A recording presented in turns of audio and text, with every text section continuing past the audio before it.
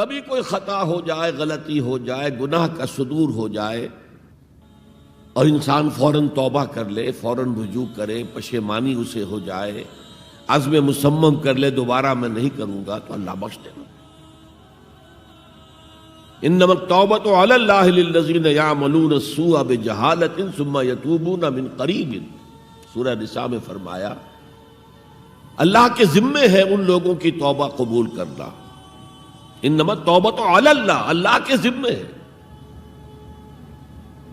جو کہیں غلطی سے، جہالت میں، نادانی میں، جذبات سے مغلوب ہو کر کوئی غلط کام کر بیٹھتے ہیں، لیکن فوراً توبہ کرتے ہیں، اللہ کی جناب میں رجوع کرتے ہیں، فوری توبہ اگر ہو جائے تو فوراً اللہ تعالیٰ کی مغفرت جو ہے ڈھانپ لیتے ہیں۔ لیکن اگر مستقل طور پر کسی ایک معصیت پر بھی ڈیرا ڈال دیا جائے، مثلا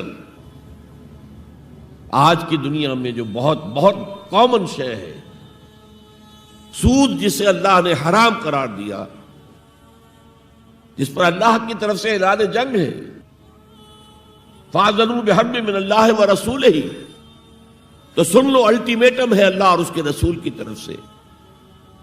اسے اپنے کاروبار کا مستقل جز بنا لیا تو ایک غلطی، ایک گناہ بھی انسان کو ہمیشہ کے لیے جہنم میں ڈال سکتا ہے۔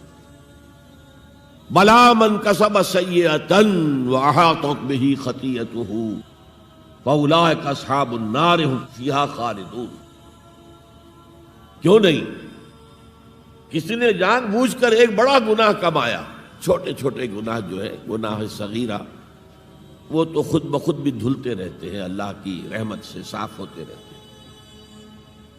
لیکن کسی نے کبیرہ گناہ کمایا، جان بوجھ کر کیا، اور پھر اس پر ڈیرے ڈال دیے، اور وہ گناہ اس کے گرد گھیرا کر بیٹھا، احاطت بہ خطیئتہ فاولئک اصحاب النار هم فیہا خالدون، تو وہ ہے جہنمی اور اس میں ہمیشہ رہنے والا۔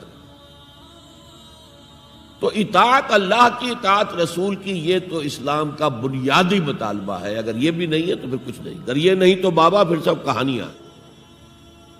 اب ذرا اس سے قدم اوپر اٹھیے، اطاعت کے ساتھ محبت۔ جب اللہ کی اطاعت کے ساتھ اللہ کی محبت جمع ہو جائے گی تو اس کا نام ہے عبادت۔ امام ابن تیمیہ رحمۃ اللہ علیہ کے جو شاگرد رشید ہیں، حافظ ابن قیم رحمۃ اللہ علیہ، انہوں نے عبادت کی ڈیفینیشن کی ہے۔ عبادت کیا ہے؟ العبادت تجمع اصلین، دو بنیادی چیزوں کو جمع کرنے سے عبادت وجود میں آتی ہے، غایت الحب وغایت الذل والخضوع، حد درجے کی اللہ کی محبت اور حد درجے میں اللہ کے سامنے گویا کہ پست ہو جانا، جھک جانا، بچھ جانا، انتہائی اطاعت، انتہائی محبت۔ انتہائی میں کیوں کہہ رہا ہوں؟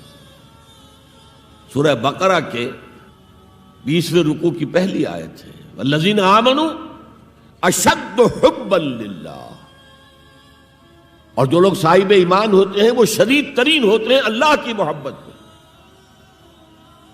بعد میں یہ تو مثبت انداز ہے، منفی انداز میں جو آیت آئی ہے وہ بہت سخت وعید والی ہے، وہ میں بعد میں آپ کو سناؤں گا، تلاوت میں نے کی ہے۔ فارمولہ یہ ہے، اللہ کی اطاعت جمع شدید محبت برابر ہے عبادت کے، اور یہ عبادت جو ہے ہمارا مقصد تخلیق قرار دیا گیا۔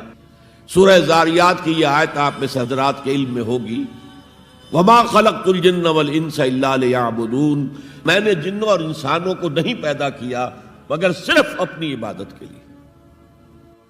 یہ ہمارا مقصد تخلیق ہے۔ اس میں سے اطاعت والے حصے کی صحیح ترجمانی کی شیخ سعدی رحمۃ اللہ علیہ نے، زندگی آمد برائے بندگی، زندگی تو آئی ہے اطاعت کے لیے، بندگی کے لیے، غلامی کے لیے، عبدیت کے لیے۔ زندگی آمد برائے بندگی، زندگی بے بندگی شرمندگی۔ اگر اللہ کی بندگی ہی نہیں ہے تو سراسر شرمندگی ہے یہ، اور کچھ بھی نہیں۔ تو اللہ تعالیٰ کی عبادت جس کے لیے ہمیں پیدا کیا گیا، اسی کی دعوت تمام رسولوں نے دی. یا قوم اعبدوا اللہ ما لکم من الہ غیرہ، اے میری قوم کے لوگو اللہ کی عبادت کرو، تمہارا کوئی معبود اس کے سوا نہیں ہے. حضرت نوح کی دعوت بھی یہی تھی، حضرت ہود کی بھی یہی تھی، حضرت صالح کی بھی یہی تھی، حضرت شعیب کی بھی یہی تھی. بس فرق کیا ہے کہ پہلے رسول آتے تھے اپنی اپنی قوموں کی طرف صرف، لہذا آپ کو ان رسولوں کے ضمن میں ملے گا یا قوم اعبدوا اللہ ما لکم من الہ غیرہ، اے میری قوم کے لوگو اللہ کی عبادت کرو، اللہ کی بندگی کرو، اللہ کی پرستش کرو، اسی کو اپنا محبوب اصلی بناؤ اور اس کے ہر حکم کی اطاعت کرو. یا قوم اعبدوا اللہ ما لکم من الہ غیرہ. نبی اکرم صلی اللہ علیہ وسلم پر آ کر، کیونکہ آپ کی بعثت ہے پوری نوع انسانی کے لیے، تو اب یا قومے کا لفظ نہیں رہا، یا ایھا الناس، اے لوگو، اے بنی نوع انسان. یا ایھا الناس اعبدوا ربکم الذی خلقکم والذین من قبلکم لعلکم تتقون.